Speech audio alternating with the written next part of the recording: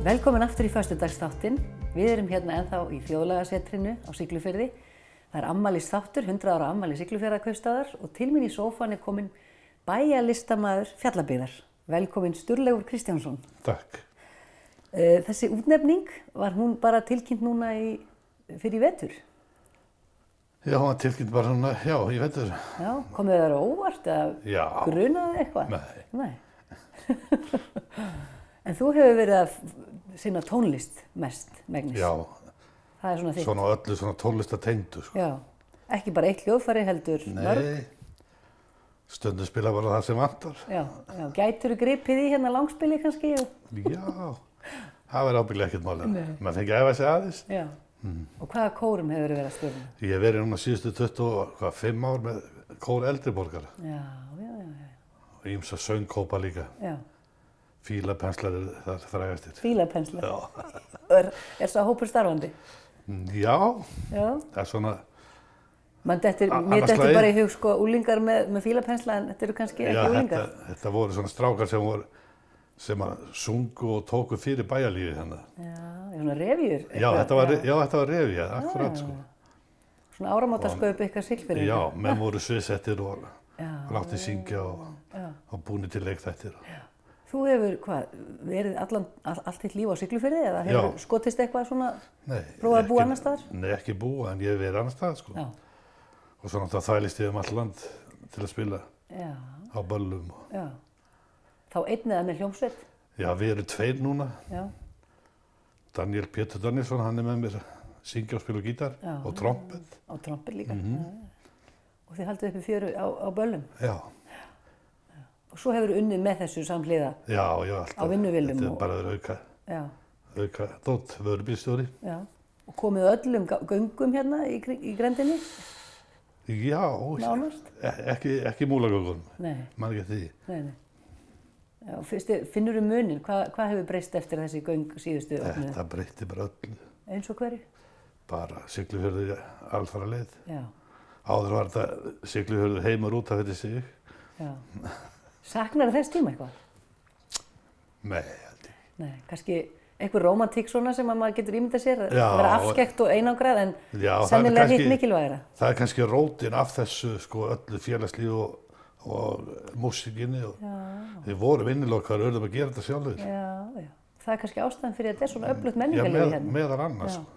Þá þarf að halda vel utan um það svo það bara lognist ekki út af þegar allt verður hérna opið. Já, það er svolítið breyting, ég finn breyting á því. Já.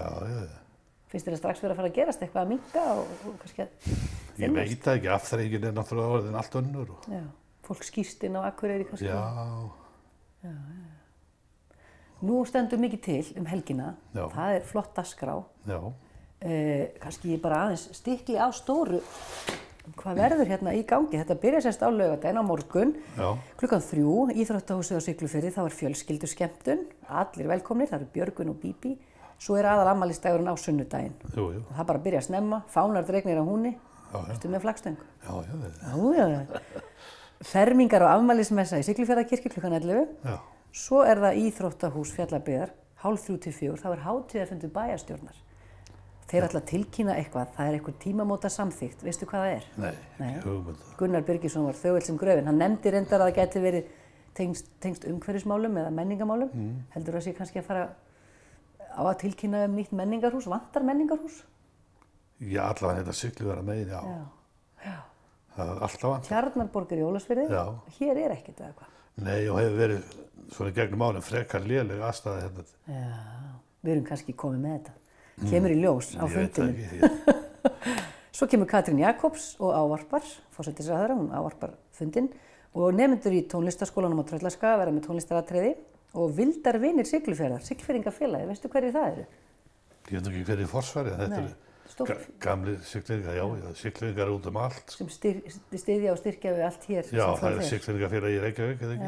Já, það ekki.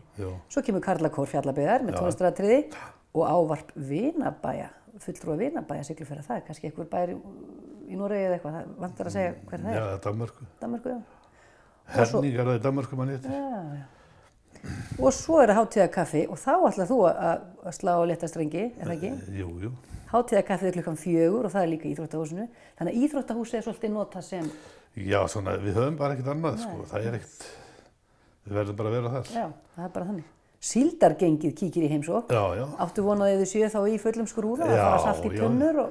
Kannski ekki salta en þau verða í fullum skrúða, sko. Kannski að dansa. Kannski. Já.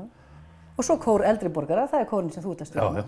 Þannig að þú alveg upptekinn hérna á sunnudaginn svolítið. Dálítið.